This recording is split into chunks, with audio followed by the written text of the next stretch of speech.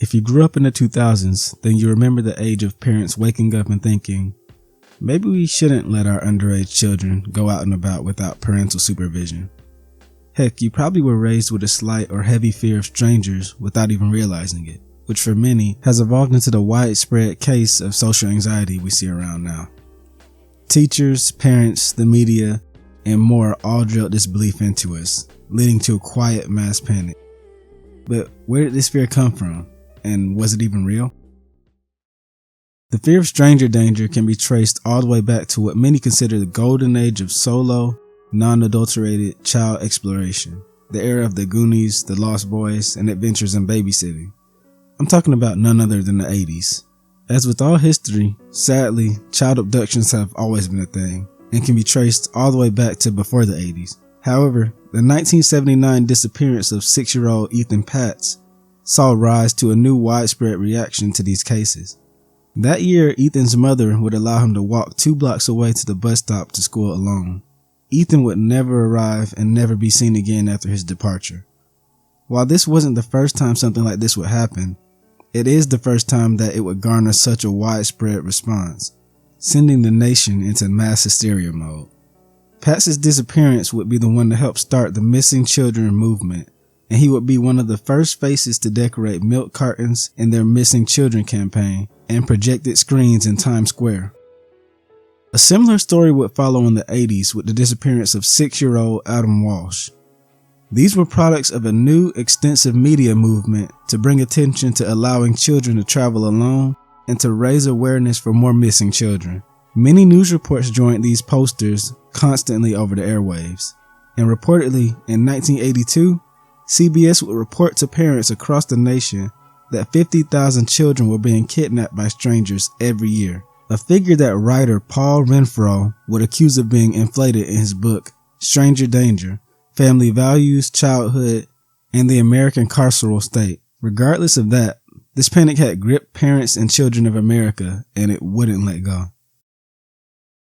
Starting tonight, America just may be a safer place. America's Most Wanted. This continued throughout the entirety of the 80s, with the airing of the popular show America's Most Wanted, a show made to highlight criminals yet to be captured, and the new 24/7 news cycle, which would begin on June 1st, 1980, with the introduction of CNN. This, along with more protective regulation infiltrating the kid world, such as police being placed in schools due to the government's war on drugs, and more protective medicine coverings due to the 80s Tylenol poisonings. To shelf all the Tylenol capsules and anything with the code number MC on it. We're pulling everything off. We don't know if it's good or bad yet. We were just told to, pull everything off. Resulting in the early rise of heavier helicopter parenting, but the 90s would push things to the next level. According to the U.S. Bureau of Statistics, the average child has watched 8,000 televised murders and 100,000 acts of violence before finishing elementary school. It's little wonder that a growing number of parents anguish over how to protect their children, not just in the streets and schoolyards, but even in their own homes. Many high-profile kidnappings would happen in the 90s. 16-year-old Lisa Renee, 9-year-old Katie Beers, 10-year-old Pamela Butler, 11-year-old JC Dugard, 12-year-old Sarah Wood, and more would revive the panic of the 80s.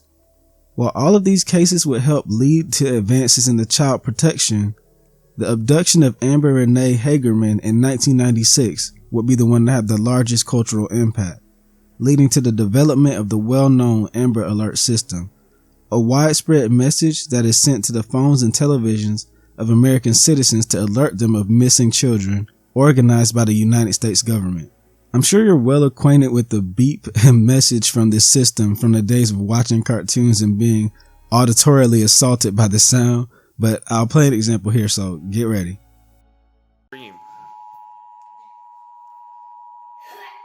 It's happening again. We interrupt this program to bring you breaking news coverage. This is an Amber child abduction alert. Please listen carefully. We need your help. At approximately 2 p.m., 4-year-old Marsden Ellis Hart was abducted from 9611 Dawning Court, Austin, Travis County.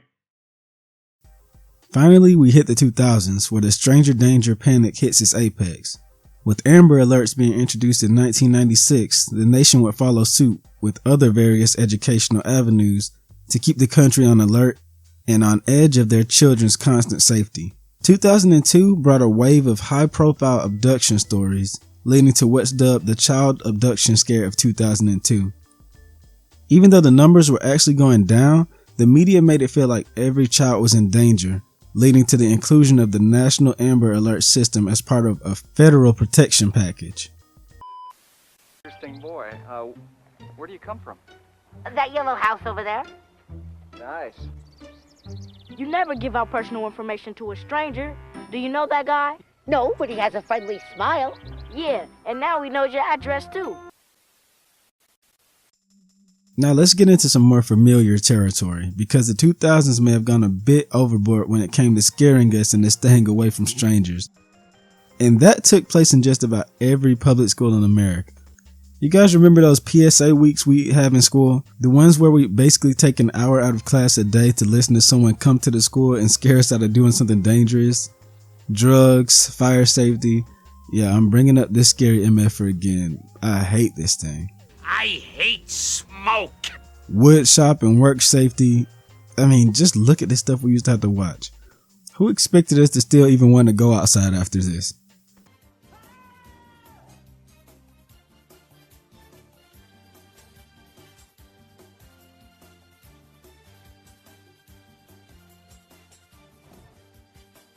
And yes, talking to strangers was a huge point of discussion throughout all of elementary. A simple search will show you just how badly stranger danger assemblies traumatized us, because everyone either remembers them or has made a mistake and blanked them out. And it didn't help that so many of the videos that we have to watch were old tapes, because somehow that made them even more scary. Like, look at this. Next morning, Jeff is on his way to school. He has to start early because it's a long walk.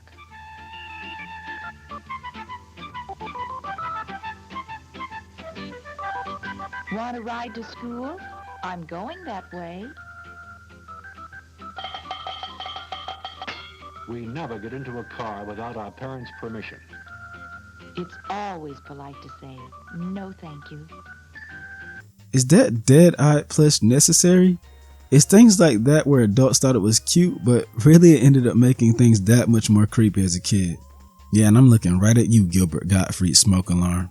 See more smoke. Smoke detector. I'm sure many of you remember the Safe Side Stranger Safety PSAs. This over-the-top comedic take on safety set out to be more kid-friendly and in line with the kids' media of the era, making it one of the less traumatic ways to learn about stranger safety. Though I'm sure some annoying children's activities were born from some of its lessons. If an adult that you don't know tries to talk to you or get too close to you, it's okay to use your loudest and strongest safe side voice and always yell! This is not my mom! This is not my dad! So that people know that you're in real trouble. You should practice this at home. Also, I still don't get the monkey guy. If you're at home watching with your safe side adult, ask them if it's okay and practice yelling as loud as you can. There were a lot of other PSAs from the era pulled more from older decades, like this one warning kids about adults asking for help. Be suspicious of an adult asking for help. Hi, I'm just playing with my daughter's video game, but the batteries seem to be dead. I have some in my car. Why don't you come over and help me put them in? Stay away from people in cars or vans. Hey kid, how you doing? You know we're making a movie over there. You want to go see it? And bruh, did we have to see the feet in this shot? And who can forget this very popular McGruff PSA about child abduction? See that playground? A lot of kids there. Every day in this country, 60 kids disappear. Some run away, but a lot are kidnapped by strangers or even by people they know. Almost 20,000 kids a year. Along with this new push in child safety education came entertainment that sought to educate at the same time, with television programs like the famous To Catch a Predator, a show I'm sure we're all familiar with that shed light on how the new advent of internet communication could lead to stranger danger encounters with underage potential victims, and one that showed us how stupid, but at the same time conniving, many of these predators can be. To come here. Are you her dad? To meet a young girl. Are you her dad? I will get to that in a minute. Go ahead, have a bite. I haven't done anything wrong. This led to more PSAs focused not only on in-person encounters, but internet safety as well.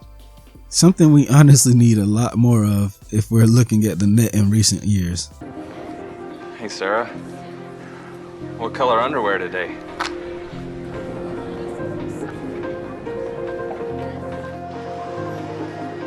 Hey Sarah, so when are you going to post something new? Anything you post online, anyone can see.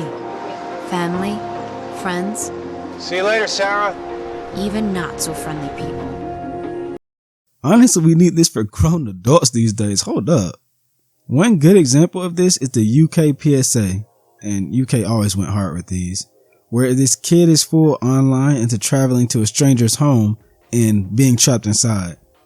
Sadly, a story we've seen mirrored many times in the real world, with programs like Roblox being used to lure children in. Suddenly, the era of childhood independence vanished. Fears of allowing children to walk home from school alone set in, and much like children, the adults that lived through the Walsh, Wood, and Hagerman cases in the 80s learned to never fully trust strange adults with their own children. This led to some even picking homeschooling over a public education. Due to this, I remember watching shows like Zoe 101 thinking how fake they were. Like, who is letting their preteen out and about with all about zero supervision in that age? Don't answer that, because I remember a few examples, and me not being one is probably why I didn't get laid until I was an acceptable age. But the question to ask about the stranger danger panic was it even real? Well, kind of. According to the childfindofamerica.org, in 1999, an estimated 203,900 children were victims of a family abduction in 1999. A family abduction occurs when a family member takes or keeps a child in violation of custodial parent/guardian's legitimate rights. Comparatively, the number of non-family abductors and stereotypical kidnappings in 1999 were less than half of this, at 58,200. But the largest number came from the temporarily and voluntarily missing children. Child Find of America reports that over 1.5 million children had a runaway or thrown away episode in 1999. Runaway cases occur when a child of 14 years or less leaves home without permission for at least one night.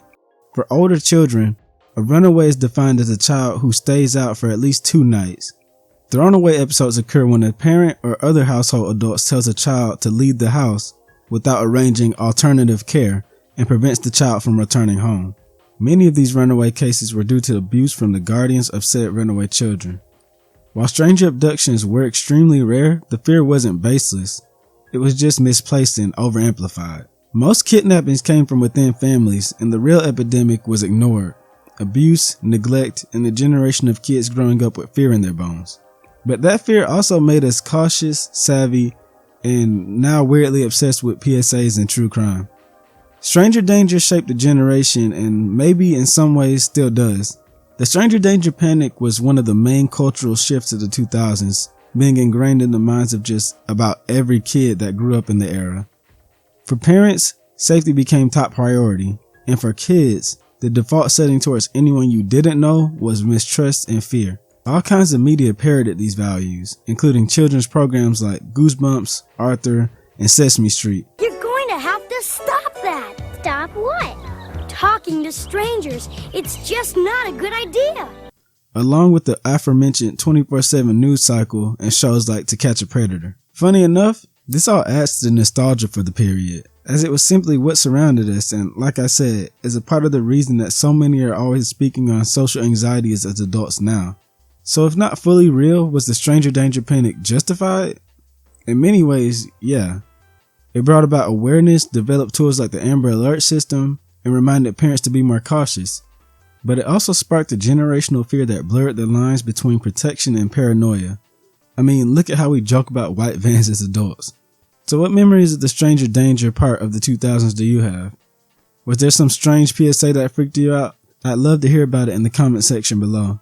And feel free to like and subscribe for more 2000s nostalgia, both fun and scary. Thank you so much for watching. I got a lot of content on my channel. If you want to check that out, go for it. And once again, thank you for watching. And practice yelling as loud as you can. Ready? 1, 2, 3.